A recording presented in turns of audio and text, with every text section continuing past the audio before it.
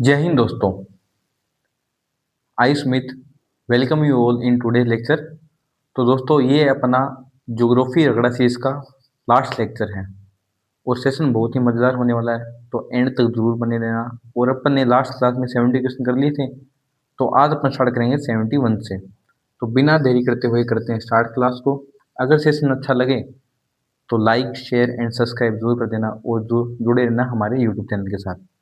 तो 71st question क्या कह रहे हैं? Consider the following statement reference to mid latitude deciduous forest. मतलब नीचे स्टेटमेंट दे दी है इस फॉरेस्ट से रिलेटेड सॉरी। तो करेक्ट बताना है कौन सा करेक्ट है। ठीक है, तो देखते हैं अपन। तो पहली स्टेटमेंट क्या कह रहा है कि mid latitude deciduous forest consist largely of trees that drop there leaves during summer season. नहीं, जो मिड लैटिट्यूड डेसिडुअस फॉरेस्ट है ना, वो उनके जो लीव्स है वो गिरते हैं विंटर सीजन में। विंटर सीजन में तो पहली स्टेटमेंट क्या होगी अपनी? गलत होगी। अब देखते हैं अपन second. Mid latitude deciduous forest are native to eastern North America and western Europe. सही बात है। Third statement, in Asia mid latitude deciduous forest occurs as a belt between the boreal forest to the north and steppe lands to the south। ये बात भी सही है। Beech hickory walnut are common example. ये बात भी सही है। तो पहली स्टेटमेंट गलत है अपनी सिर्फ। तो अपन देखते हैं ऑप्शन, हाँ ये रहा, ऑप्शन डी आएगा 2, 3 एंड 4। तो अब चलते हैं अपन नेक्स्ट क्वेश्चन की तरफ। 72nd। अब देखो, कोप्पन ने क्या किया था, क्लाइमेट का क्लासिफिकेशन किया था, उसमें से एक ये BW है। तो ये पूछा किससे रिलेटेड है? ये है डिजर्ट क्लाइमेट से रिलेटेड। ठीक है, तो अब चलते हैं अपन नेक्स्ट क्वेश्चन की तरफ। 73। अब देखो, हेलो मैंने बताया था ओशिनोग्राफी करी थी, तब अपने हेलो रिलेटेड होता है सलाइन से। तो ये पूछा कि halophytes are the plants that grow on which one among the following categories of soil. तो स्लाइन सॉइल आएगा इसका 73 का बी। तो इसमें समझाने वाला कुछ था ही नहीं। अब चलते हैं अपन नेक्स्ट क्वेश्चन पर। 74। अब इसने कुछ देखो सॉइल के टाइप दे दिए, उनकी कैरेक्टरिस्टिक दे दी, और इनमें से बताना कि कौन सी सॉइल है वो। ठीक है, तो देखते हैं अपन पहला। This soil consist of various proportion of sand silt and clay. बिल्कुल सही बात है। These soil contain adequate proportion of potash phosphoric acid and lime. This soil can be further classified on the basis of their age. अगर आपको थोड़ा बहुत भी पता हो ना, तो एल्यूवियल सॉइल एज के बेसिस पर अपन डिवाइड करते हैं। जो न्यू होती है उसको क्या बोलते हैं? खादर। जो ज़्यादा फर्टाइल होती है, और जो ओल्ड होती है उसको क्या बोलते हैं? बांगर। ठीक है, तो ये एल्यूवियल सॉइल के सारे कैरेक्टर्स किस है? तो इसका 73 74 का क्या आएगा? ए आएगा दोस्तों। अब अपन चलते हैं नेक्स्ट क्वेश्चन पर। 75। 75 क्या कह रहा है कि which of the following criteria are specified for granting special category status to the states in India. मतलब नीचे चार स्टेटमेंट दे दी। ये पूछ रहा है कि अगर किसी स्टेट को स्पेशल कैटेगरी स्टेटस देना है तो ये चारों रिक्वायर्ड है क्या? देखते हैं पहली।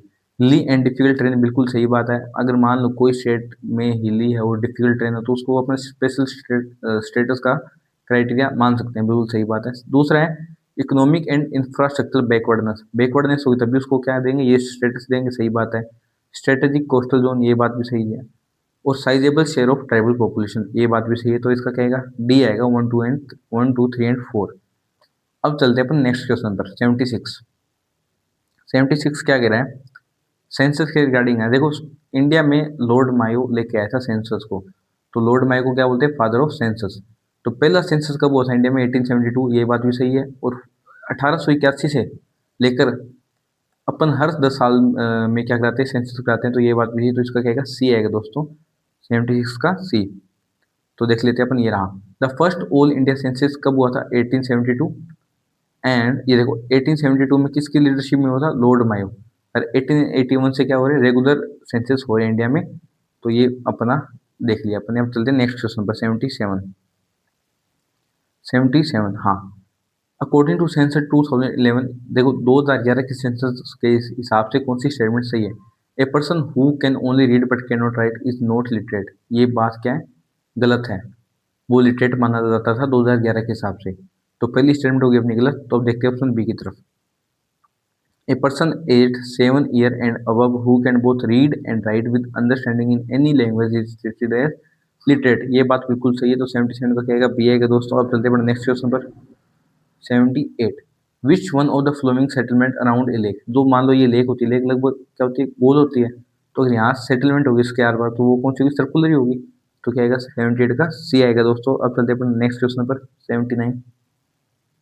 ये क्या बोल रहा है कि which one of the following is first urban settlement in the world to reach a population size of 1 million, मतलब 10 लाख सबसे पहले कौन सी सिटी में पहुंचा था।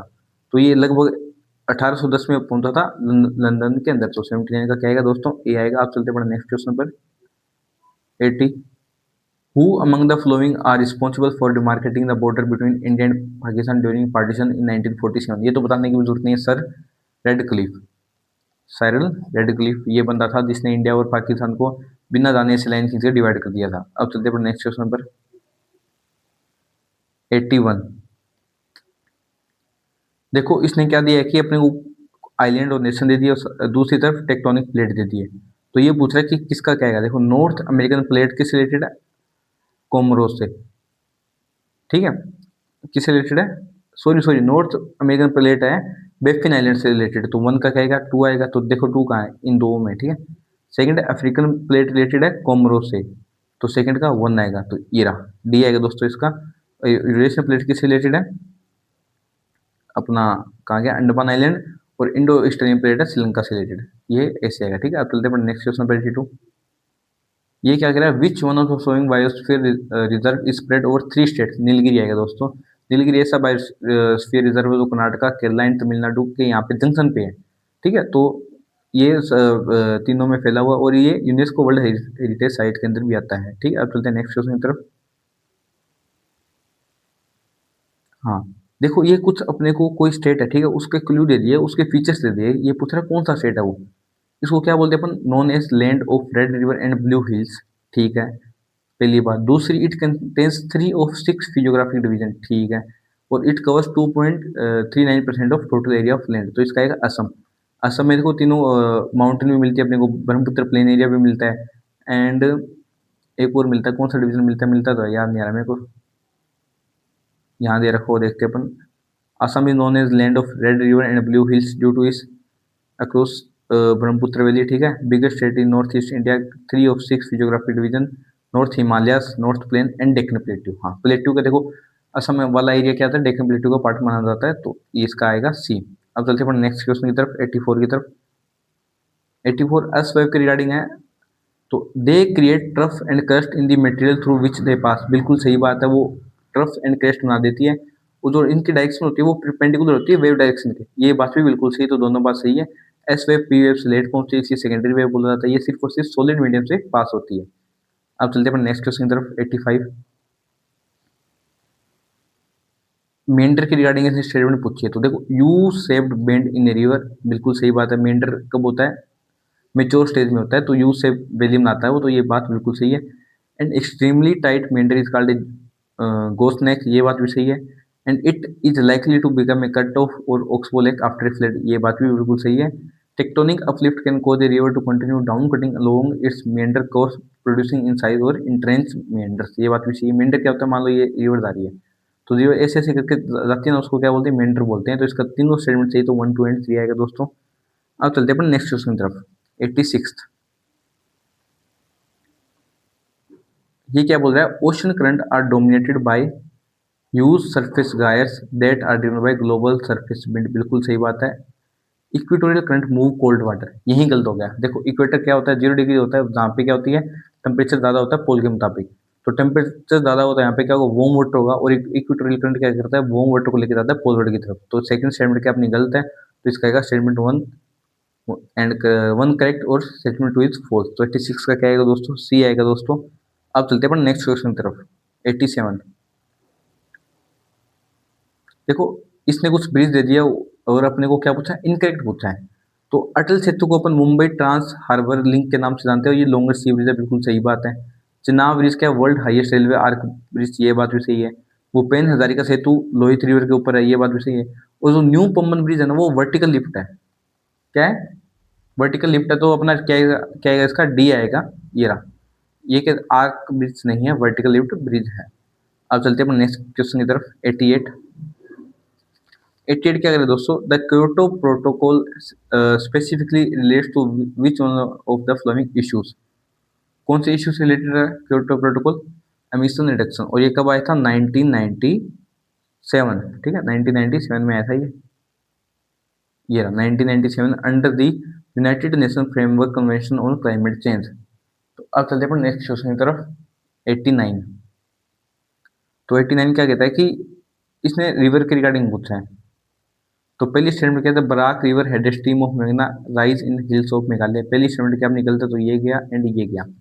अब देखो सेकंड तो दोनों में सही है, तो अब देखते हैं अपन third statement. Puthimari and Manas are important tributaries of Brahmaputra. देखो इसका नहीं पता, पर आपको मानस का पता तो आप लगा सकते हो अंदाजा। तो इसका 2 एंड 3 आएगा, तो इसका आंसर क्या है दोस्तों? 89 का डी आएगा।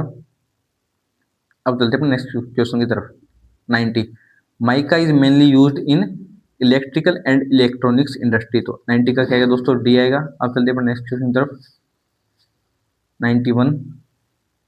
देखो रिवर डेन्यूब है, वो कहाँ के? यूरोप के अंदर बहती है रिवर डेन्यूब। और ये पूछा कि कौन सी कैपिटल से नहीं जाती? प्रेग, जो कि इसकी चेक रिपब्लिक की है, तो उसकी कैपिटल से नहीं जाती। बाकी बेलग्रेड, बुडापेस्ट और वियना तीनों की कैपिटल से तीनों कैपिटल से जाती है, ठीक है।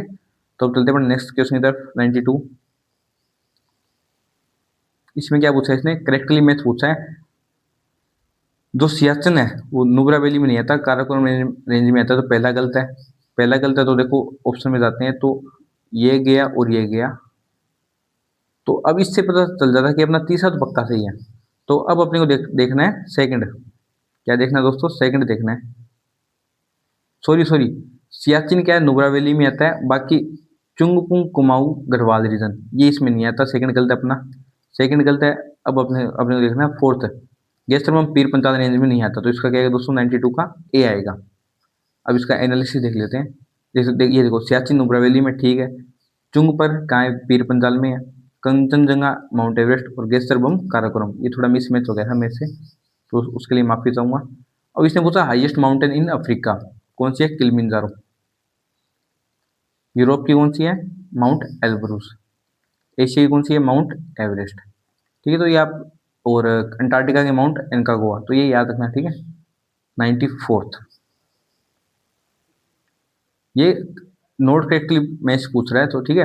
तो Ramnagar wild life sanctuary Uttarakhand, यही गलत हो गया। ये कहाँ है? जम्मू एंड कश्मीर है। तो इसका क्या आएगा? पहली स्टेटमेंट आएगी। अब चलते हैं नेक्स्ट क्वेश्चन की तरफ, 95। विच of the flowing wetland sites is not situated in any of the UT of India. तो इसने देखो चार दे दी, और ये पूछा कि इनमें से कौन सी इंडियन यूटी में नहीं है। तो ये point Calimere wild life and bird sanctuary, ये कहाँ है? तमिलनाडु के अंदर है, ठीक है। तो ये एक याद रखना, वुलर लेक कहाँ आ गया? ये अपना जम्मू एंड कश्मीर के अंदर, सोमोर लेक लद्दाख लेह के अंदर आ गया, ठीक है। तो 100 कौन सी है? 100 है अपनी जयप्रकाश नारायण बर्ड सेंचुरी, जो कि बालिया डिस्ट्रिक्ट यूपी के अंदर है। और सबसे ज़्यादा इंडिया में कहाँ है? ये वेटलैंड तमिलनाडु के अंदर है। और वर्ल्ड में पूछे तो कहाँ है? यूके के अंदर है। अब चलते हैं नेक्स्ट क्वेश्चन की तरफ, 96। 96, हाँ ये रहा। ये क्या पूछा है? जो चीता अपन लेके आए थे नामीबिया से, वो इंडिया के कौन से नेशनल पार्क में हैं? इंट्रोड्यूस किए गए थे उनको, कुनाऊ नेशनल पार्क। और करंट अफेयर के क्वेश्चन हो रहा है, दो चीता और लेके आए अपन, वो लेके आए बोट्सवाना से। और इंडिया में चीता की पॉपुलेशन भी बड़ी है।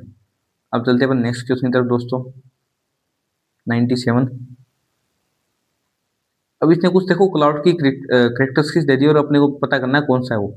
They look like cotton wool, cotton wool की तरह कौन दिखता है? क्यूमुलस दिखता है, ठीक है। अपना आगे और देखते हैं, पैच और फ्लैट बेस, ठीक है।